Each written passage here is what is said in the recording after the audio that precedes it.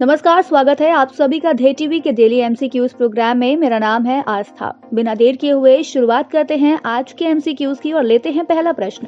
हाल ही में खबरों में देखा गया JN1 निम्नलिखित में से किससे संबंधित है? पहला स्टेटमेंट है एक नया खोजा गया नैनो कण, दूसरा शनि का उपग्रह, तीसरा हेपेटाइटिस बी के लिए टीका और चौथा है कोविड-19 का एक उपसंस्करण।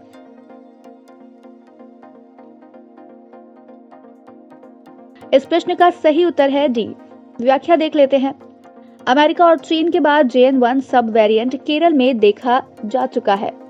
यहाँ 79 वर्षीय महिला के सैंपल टेस्टिंग में इस वेरिएंट के कारण संक्रमण की पुष्टि की जा चुकी है।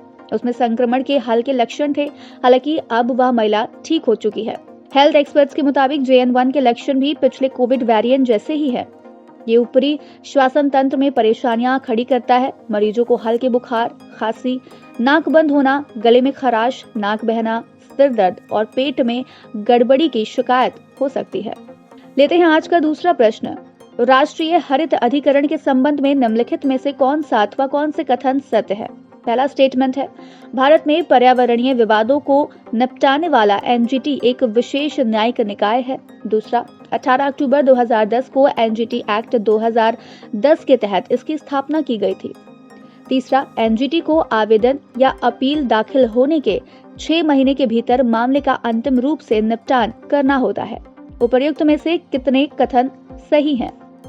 आपके ऑप्शंस हैं A केवल 1, B केवल 2, C सभी 3 या फिर D कोई भी नहीं।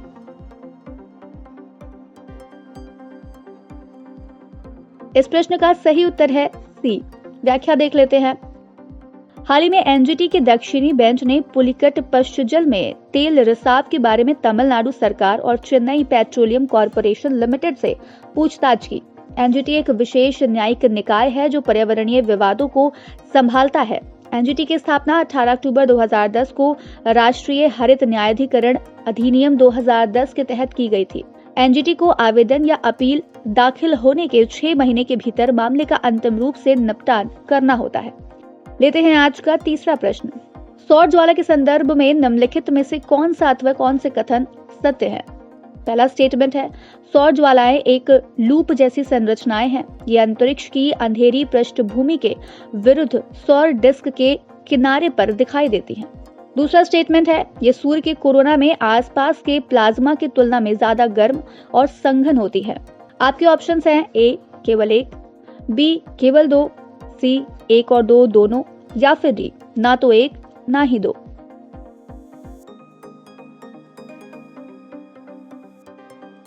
इस प्रश्न का सही उत्तर है ऑप्शन A। व्याख्या देख लेते हैं।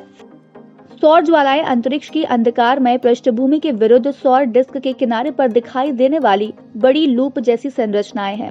ये प्रकाश मंडल में सूर्य की सतह से जुड़ी हुई होती हैं और कोरोना में विस्तारित होती हैं। सौर ज्वालाएं सूर्य के कोरोना में आसपास के प्लाज्मा की तुलना में ठंडी और संघन हैं और सूर्य के चुंबकीय क्षेत्र से आकार लेती हैं। कुछ ज्वालाएं फूटती हैं और कोरोनल मास इंजेक्शन यानी CME को जन्म देती हैं। अतः कथन 2 सही नहीं है।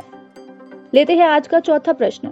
दूरसंचार विधेयक 2023 के संबंध में निम्नलिखित में से कौन सा अथवा कौन से कथन सत्य है? पहला स्टेटमेंट है बिल दूरसंचार सेवाओं और नेटवर्क के विकास, विस्तार और संचालन, स्पेक्ट्रम कार्यभार और संबंधित मामलों से जुड़े कानूनों को संशोधित और समेकित करना है। दूसरा स्टेटमेंट है ये भारतीय टेलीग्राफ अधिनियम 1885, भारतीय वायरलेस टेलीग्राफी अधिनियम 1933 और टेलीग्राफ तार यानी गैर कानूनी कब्जा अधिनियम 1950 का स्थान लेगा। तीसरा, बिल सरकार को राष्ट्रीय सुरक्षा के हित में और आपात स्थिति के दौरान दूरसंचार सेवाओं पर स्थायी नियंत्रण लेने और संदेशों को रोकने का अधिकार देता है। उपर्युक्त में से कितने कथन सही हैं? A केवल 1, B केवल 2, C सभी 3 या फिर D कोई भी नहीं।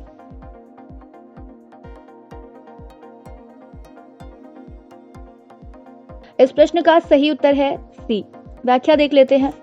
दूरसंचार विधेयक 2023 का उद्देश्य दूरसंचार सेवाओं और नेटवर्क के विकास, विस्तार और संचालन, स्पेक्ट्रम कार्यभार और संबंधित मामलों से संबंधित कानूनों को संशोधित और समेकित करना है।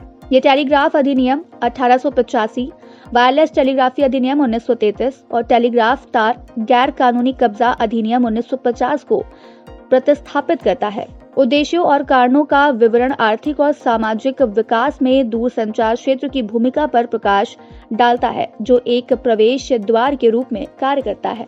डिजिटल सेवाओं के लिए विधेयक सरकार को राष्ट्रीय सुरक्षा के हित में और आपात स्थिति के दौरान दूरसंचार सेवाओं पर अस्थायी नियंत्रण लेने और संदेशों को रोकने का अधिकार देता है।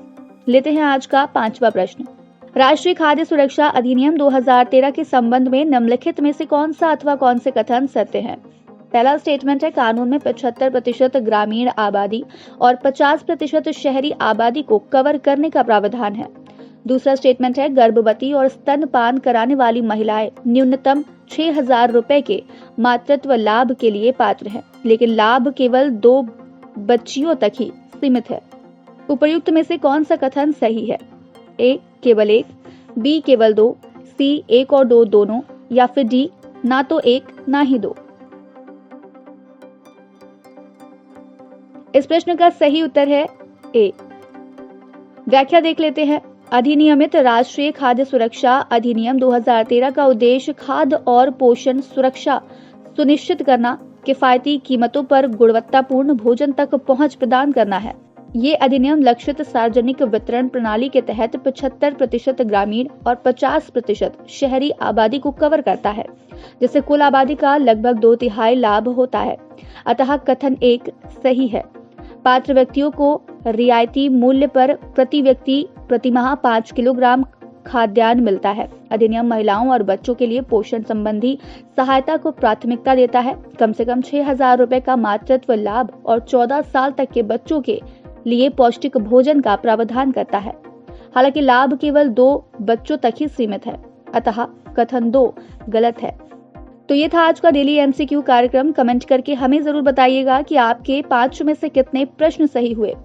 अगर आपको ये कार्यक्रम अच्छा लगता है तो DIS के चैनल को लाइक, सब्सक्राइब अथवा शेयर करना ना भूलें। साथ ही बेल आइकन भी प्रेस करें ताकि आपको हमारे आने वाले सभी प्रोग्राम्स का नोटिफिकेशन मिलता रहे। हम फिर मिलेंगे एक नए कार्यक्रम के साथ। तब तक के लिए आप पढ़ते रहिए और बढ़ते रहिए। नमस्कार।